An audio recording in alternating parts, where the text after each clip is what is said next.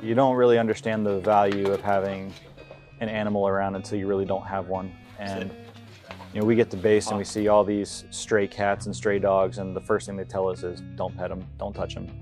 They see Lucy and they finally say, oh, that's a dog I can pet, that's a dog I can give love into, and Lucy returns the love, and it really brings a boost to people. But just like everyone else, I mean, I have a dog back in the States who I only get to see through pictures. I haven't seen her in a year. So having a dog around that I can just, you know, give a few scratches behind the ears gives me that little dopamine rush to get through the day.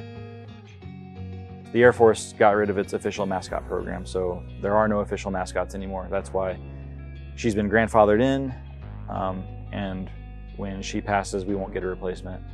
But I think Lucy is a very good case for why the mascot program should be brought back. I really didn't even know we had a mascot until I got here. She is definitely the morale for this squadron. Everyone's very happy to see her. If I don't bring her to the squadron building or to a squadron event, everybody's like, what happened to Lucy? And I think that's what everyone's looking forward towards, is seeing Lucy and being able to give her that love that, you know, everyone wants to give to their pets back home. But that's literally the reason why she's here, and not just for our squadron, but for the wing.